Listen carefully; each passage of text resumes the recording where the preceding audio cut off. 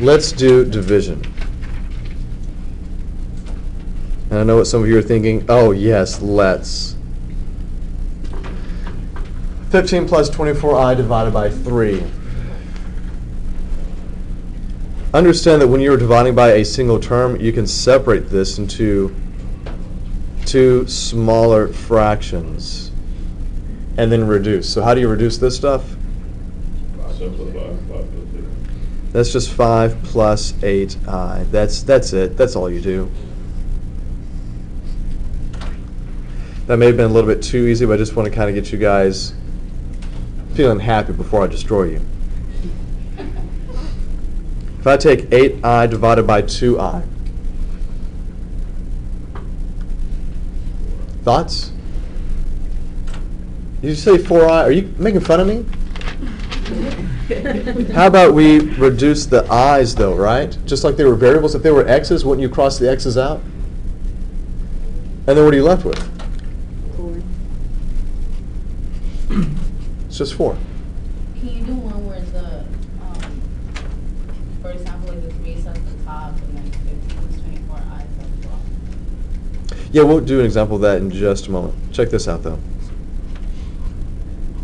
When we work this problem, do not do it the way the book says. Don't. The book will say to multiply times the conjugate. You don't need to do that. The I in the denominator gives me a problem, and the way I can fix that is by multiplying top and bottom times I. This is what we did in 0310. It makes it look different, but it's still equivalent. What does it make your numerator become? 25i. Now look at the stuff in the denominator. What is 10i times I? It's 10i squared, which becomes negative 10, right? Now, look at my denominator. It doesn't have an imaginary number. It's real, and I just need to simplify and reduce this. So what do I get? Would you have to write an ABI? You want the 0 and all that too? No.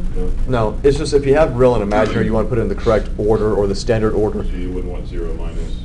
No, you could write that. It's not really going to matter. But if you're doing the problems in my math lab, check to see how nitpicky they are. They may be, I don't know. But this is negative 5 halves I. Now, I like writing it this way so you can clearly see that negative 5 halves is the coefficient. Okay? You could also say negative 5i divided by 2, but this is really better. But these problems have all been way too easy. If I take 26 over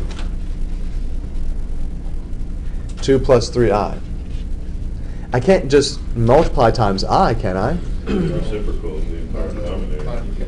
The reciprocal, no. Conjugate, yes. Now look here. If I just done an I, imagine what an I would have done. I times 3i would give you something real. But what would I times 2 give you?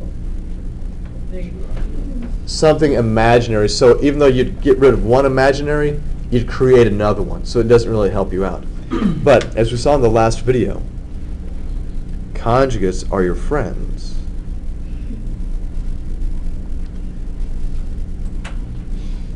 So if I multiply by the conjugate, what's the purpose of this? What happens when I multiply these conjugates together? So a squared plus b squared, so that's 2 squared plus 3 squared, which is 4 plus 9, which equals 13, right? I now have a denominator that is what? Real. Just like me. You know I'm real all the time.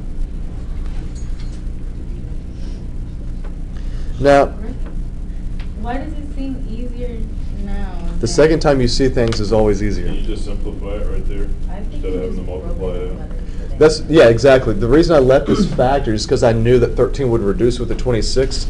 So let's go ahead and do that. How does 26 and 13 reduce? 13 goes in there once, 13 goes in here twice. And what do I have now?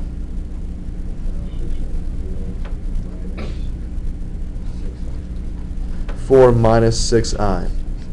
Now, what if you had multiplied and you had distributed the 26 times 2? What would you have had? 52, and then 52 divided by 13 is what? Still going to give you 4.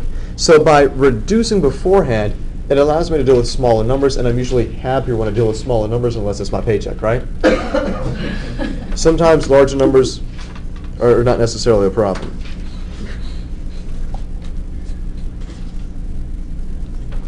All right, let's see if we can do one more of these guys to see what you can do. This one's tricky. I'm warning you that's tricky.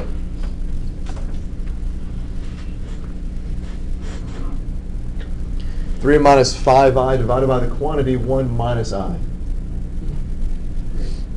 You're shaking your head at it. This is not like, I'm not a pitcher, you're not the catcher. You can't, It's just multiplied by 1 plus I. the whole thing times 1 plus I? Top and bottom, right? So multiply times 1 plus I on the top and the bottom. So this gives me a 0 on the bottom, right? Yeah, because I. I'm sorry. Is this equal to 0? Is that equal to 0? So then how could the product equal 0? A squared plus B squared, that's what you said, right, Doug? What's your A?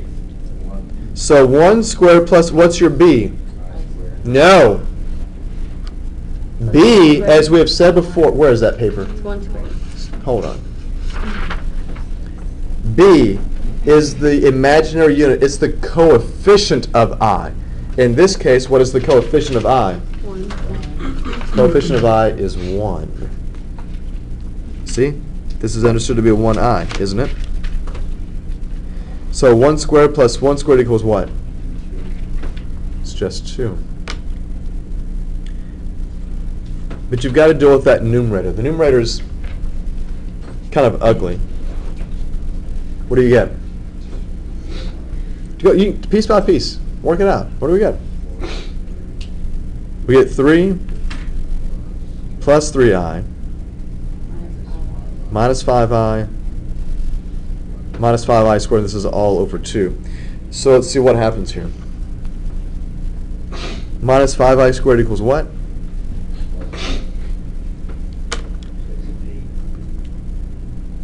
I get, right, 8 minus 2i, the whole thing is over 2. What does that equal? 4 minus 5. I get 4 minus I.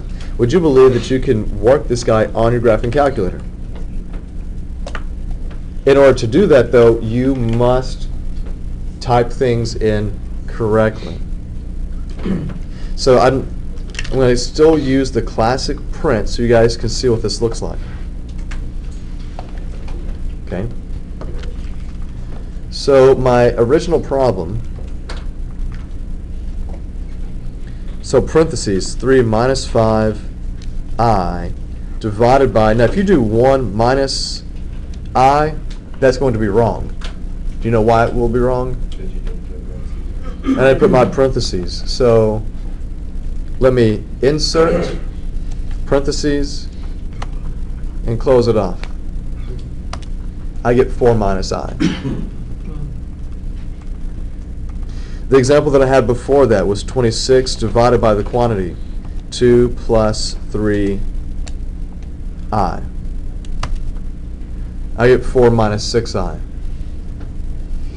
The example before that was 25 divided by 10i. Well, at 2.5, I need to convert that to a fraction, right? Didn't I get 5 halves I for the last? Wait a minute. So I guess the calculator is not perfect, right? How come we got a negative 5 halves, but the calculator gets 5 halves? Say again? I put it in the denominator exactly the way I had it, right?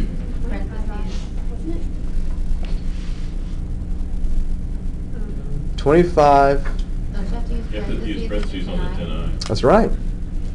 Because if I don't, the way the calculator reads this, it reads this as 25 divided by 10 times I. Order of operations, multiplication, division, it does in one swoop as it goes from left to right. It would do the division to get 2.5 times I.